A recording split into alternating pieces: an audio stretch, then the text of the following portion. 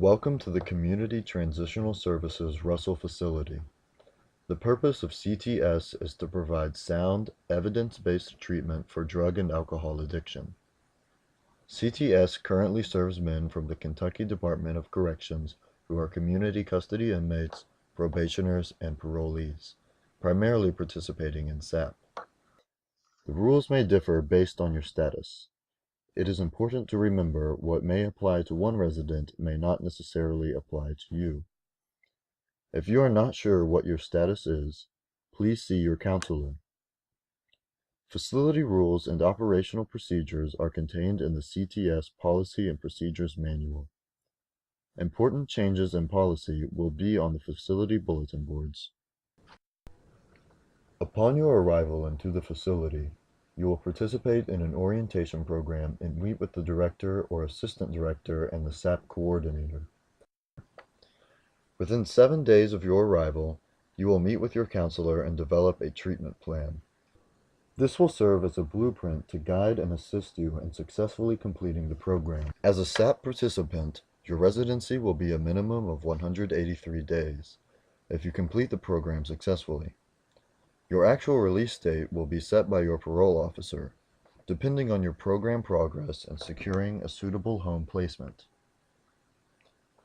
You are required to attend all classes and programming Monday through Friday. If you miss class or programming during the day due to illness or medical or dental reasons, you will be required to make up the missed classes in the evening. All residents are required to attend main development as assigned. Main development is held Monday through Thursday at 9 a.m. in the cafeteria. Your counselor will advise you which days you are to attend. On the days that you do not attend main development, you are to participate in dorm development in your assigned dorm. CTS is a licensed Recovery Dynamics teaching facility. Recovery Dynamics will be used as the foundation for the materials and information taught in SAP. All residents begin the program in the orientation phase 1 and 2, followed by freshman, sophomore, junior, and senior phases. You are to attend the classes of your respective phase. The expectations of each phase are as follows. The orientation phase. Familiarize yourself with the therapeutic community concepts, including cardinal rules, TC concepts, and learning experiences by study and application. The freshman phase. Learn TC philosophy, write life story, complete pre-release sessions 1 through 3, and apply accountability process in the community. Sophomore phase. Learn and apply masks, thinking errors, sabotage tactics, and initial AODA education. You will have a solid foundation in the TC community and recovery. The junior phase. Learn the cycle of abuse, relapse prevention, warning signs, and problem solving. Attendance in AA or NA meetings will begin in-house. Senior phase. Learn and implement the 12 steps of recovery and disease concepts. Life skills phase. You will acquire the tools necessary for successful reintegration into society. All participants are encouraged to apply for in-house job assignments. All residents are required to read the resident bulletin boards on a daily basis. They are located in the hallway to the dining room and in the main entrance foyer. Changes in procedure, notice of meetings, etc. will be posted on the boards. Housing and bed assignments will be based on the resident's physical needs and bed availability. Residents must not change bed or living unit assignments without prior approval. To request a move, the resident must contact the SAP coordinator. Movement in the community is granted on a case-by-case basis and is determined by the necessity of the movement and one's level in the program. You have been placed at CTS to complete SAP, so movement outside the facility will be greatly restricted. There will be at least 3 head counts per day at random times. If an emergency count is announced, All residents are to immediately report to their living unit. No residents are to be in the bathroom or shower during count time.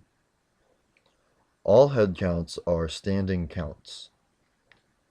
Staff will announce that it is time for a head count. All residents are to report to their assigned dorm and bed. When staff enters the dorm and announces head count, residents are to stand or sit by their bed in the proximity of their bed area and remain silent during the count. Residents who are asleep during count may remain asleep in their bed. Televisions are to be turned off when staff enters the dorm for the count. Once the count is completed in the dorm, residents may leave their bed area and televisions may be turned on, but they are to remain in their assigned dorm until staff announce that the count is clear. Counts completed after house closing will not be announced. Staff will complete the count with a flashlight.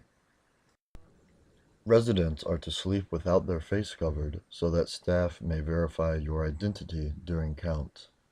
If you choose to sleep with your face covered, you can expect your sleep to be disturbed. Tents are not allowed on beds at any time. Staff must have clear view of all residents. Residents assigned to the kitchen are not required to leave their kitchen duty during count. Upon arrival to the facility, each resident may be given a cleaning assignment.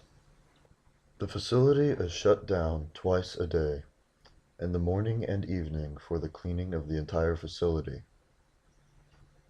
Residents who do not have cleaning assignments at that time must remain in their dorm and clean their living area. All others are to complete the assigned task. Cleaning the facility is part of living here, and every resident is responsible to assist.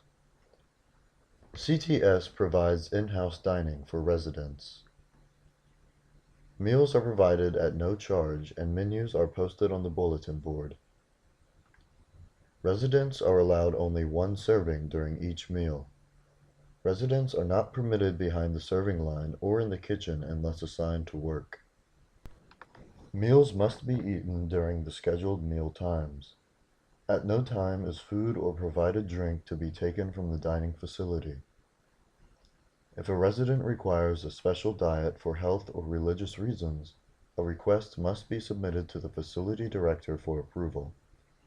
Verification of health or religious requirements is required before special meals will be approved.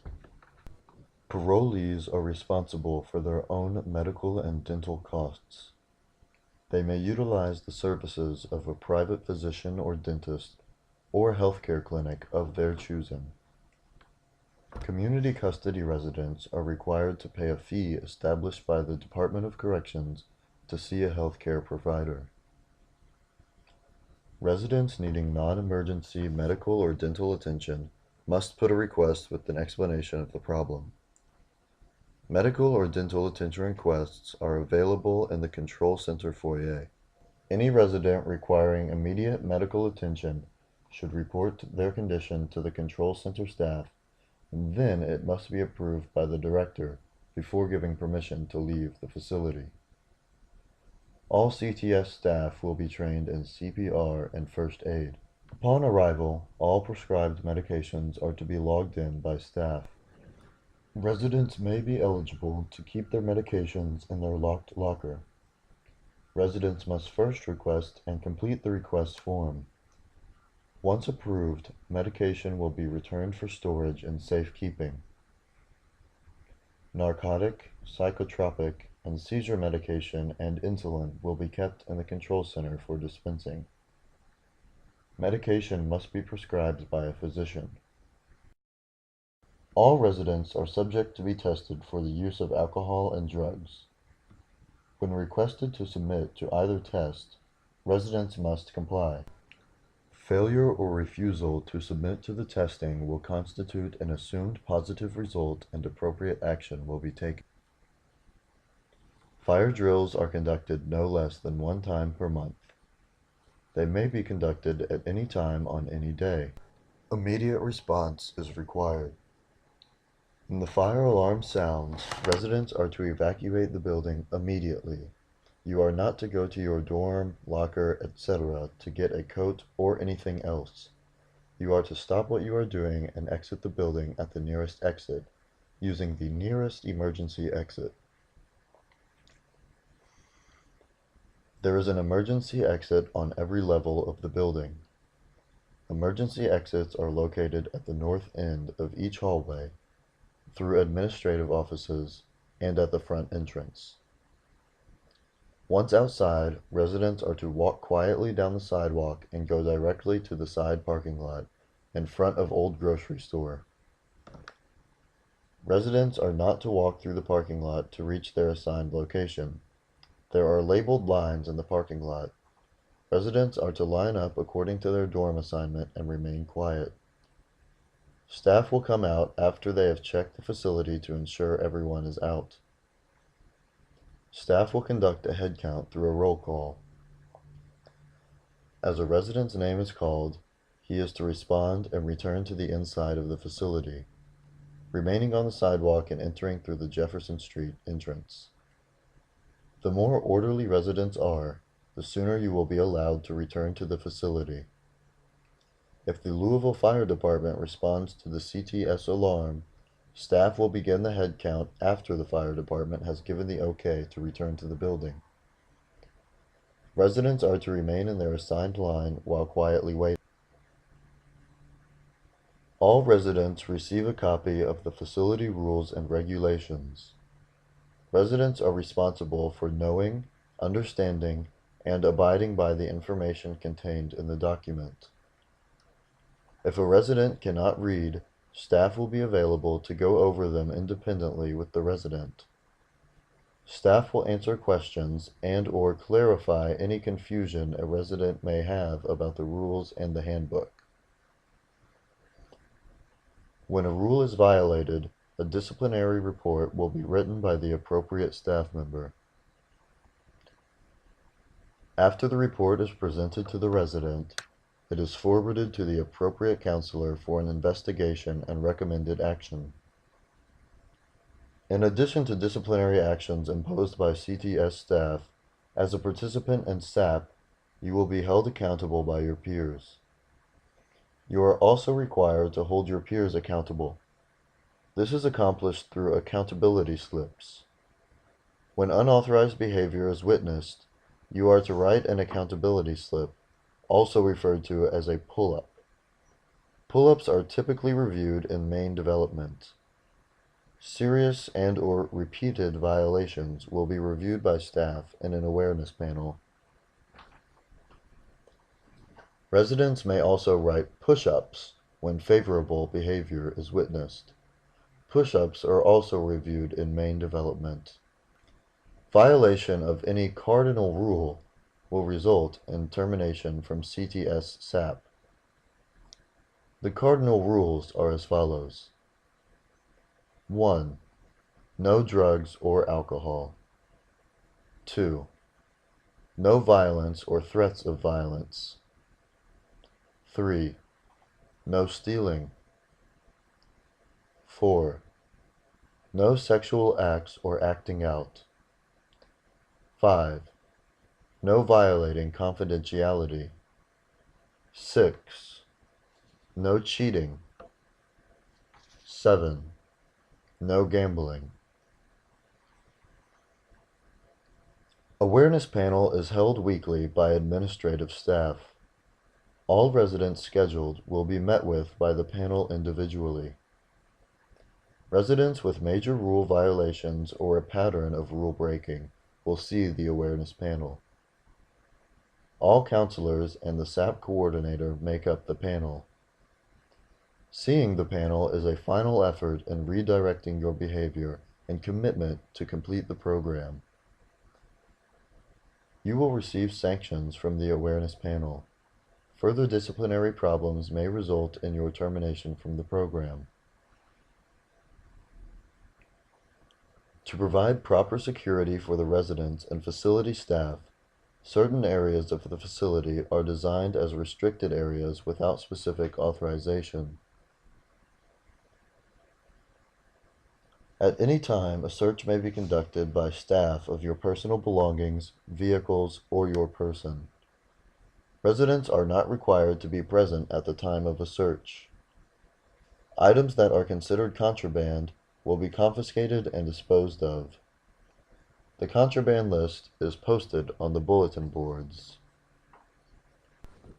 Dorm searches will also be conducted, which will include a search of each individual's bed, locker, all belongings in bed and locker, and all common areas of the dorm, including the bathroom. Residents are not present during dorm searches. Residents are allowed to use tobacco products on the deck only. Chewing tobacco is allowed, but may only be used on the deck.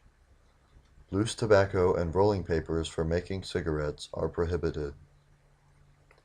Residents may purchase tobacco products from the CTS store and/or the vending machines. Matches are not allowed.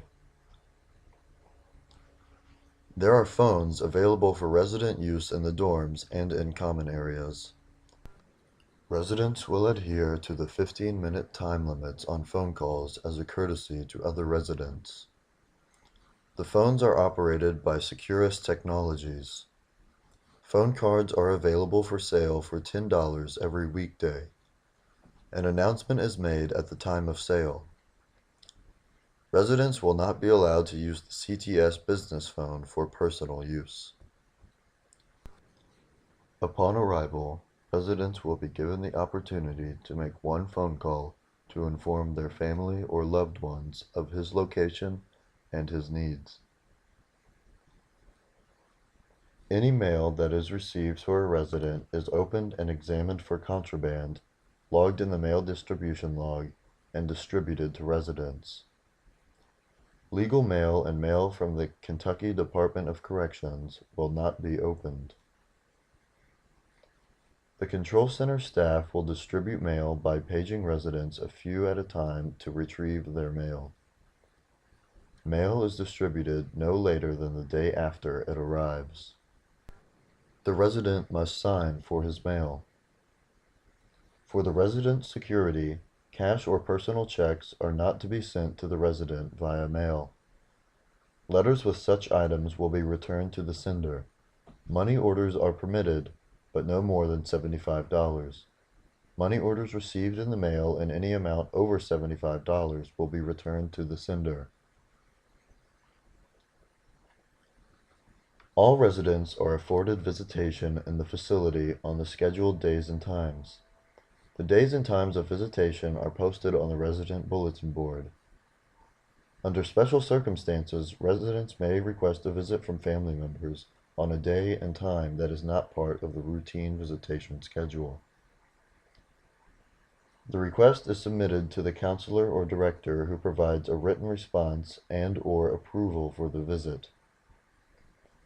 Individuals must be on your approved visitors list in order to visit you at CTS. Your approved visitation list from the previous institution will be utilized at CTS. Per Department of Corrections policy, you can make changes to your visitation list one time every 6 months only. Please refer to the handbook for specific visitation guidelines. If a resident has family, friends, etc. who are willing to bring clothes, money, shoes, etc., items may be brought to a resident during his first eligible visitation. From that point forward, items may only be mailed into the facility. In-house church services are available at CTS for residents who wish to attend. Service times are available on the resident bulletin board. Residents may request to attend services outside of the facility. These requests will be considered on a case-by-case basis. Residents requesting access to law documents will be allowed monitored use of the Internet in a counselor's office on Friday afternoons. If a visit to a library is necessary, passes are granted by the counselors on Friday afternoons only. If needed, the following hygiene items may be issued to indigent residents: a toothbrush, toothpaste, denture adhesive, soap, disposable razor, shaving cream, shampoo, etc. Any resident needing hygiene items must notify their counselor. CTS will supply items to indigent residents. To be placed on the indigent list, you must complete an indigent request form and turn it in to your counselor. Indigent supplies are handed out one time every week. Indigent status is reviewed at least monthly by the director or assistant director. The CTS facility has 6 washers and 6 dryers on the premises at no expense to the residents for personal laundering needs. The laundry room will not be open from 5 a.m. to house closing daily. Laundry days will be assigned. See staff for more information. Residents are not allowed to use more than 2 machines at any time simultaneously. The laundry room is closed on Wednesdays until 4 p.m. for maintenance.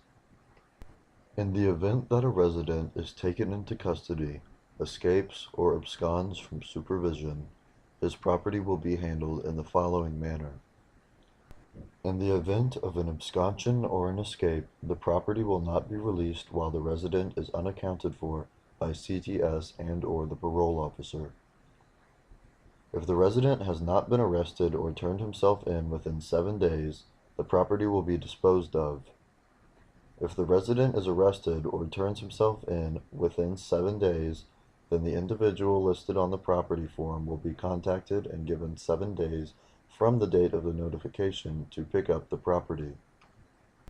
In the event a resident is taken into custody, the individual listed on the property form will be contacted and given 7 days to pick up the property. The CTS facility will provide at a minimum the following activities: cable television wired to each bed area, cable television in each community room and dining room, movies, access to community activities and services, board and card games, pool table, workout equipment, and an outside recreation area. Please refer to the handbook for specific guidelines in regard to use of recreation equipment. If needed, residents will be provided bus tokens for program-related activities. Staff may provide transportation in emergency situations only. Residents who have a problem or complaint should first address the issue with their counselor. Residents have a right to file a grievance utilizing the facility's grievance procedure. Grievance forms are available for all residents and will be reviewed by the director. Residents are encouraged to attempt to resolve the grievance informally whenever possible. Grievance forms can be found in the resident mailboxes and in the control center foyer. If a resolution is not satisfactory, residents may then file a grievance to be forwarded to the facility director, assistant director, or SAP coordinator. If a resolution is still not satisfactory, residents are then to write the respective supervising authorities. Any resident wishing to meet with an administrative staff member may be given their name and reason for the request to a resident monitor at the control center. The list will be given to the director or assistant director no later than noon every day. The Prison Rape Elimination Act of 2003 was enacted by Congress to address the problem of sexual assault of persons in the custody of U.S. correctional agencies. The act applies to all public and private institutions that house adult or juvenile offenders and is also relevant to community-based agencies. Major provisions of the Prison Rape Elimination Act include development standards for detection, prevention, reduction, and punishment of prison rape, collection and dissemination of information on the incidents of prison rape, and awards or grants of funds to help state and local governments implement the purposes of this act. The following information is provided for your information and protection. It is policy that any interaction of a sexual nature between residents or staff and residents is prohibited, and there is zero tolerance for violations.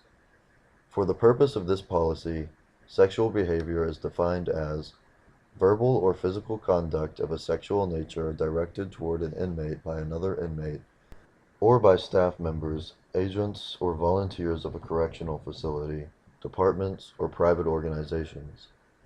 Sexual misconduct by corrections staff against a prisoner is prohibited by policy. Sexual misconduct as it relates to prisoners is a sexual advance, welcome or not, by an inmate, staff member, agent, or volunteer of a corrections agency, department, or private organization. It is illegal and a violation of federal law. The following will be considered inmate-on-inmate sexual abuse and/or assault. One or more inmates engaging in or attempting to engage in a sexual act with another inmate. The use of threats, intimidation, inappropriate touching, or other actions and/or communications by one or more inmates aimed at coercing and/or pressuring another inmate to engage in a sexual act. Sexual acts or contacts between inmates, even when no objections are raised, are prohibited. The following will be considered staff-on-inmate sexual abuse and/or assault. Engaging in or attempting to engage in a sexual act with any inmate, including the intentional touching of an inmate's genitalia, anus, groin, breast, inner thigh, or buttocks with the intent to abuse, humiliate, harass, degrade, arouse, or gratify the sexual desire of any person.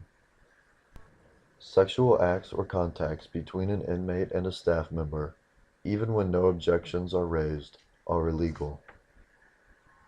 If you are a victim of sexual abuse or assault by another resident or employee, or you witness a sexual abuse or assault of another resident, you can report it by asking to see the director on an emergency basis or by filing a grievance.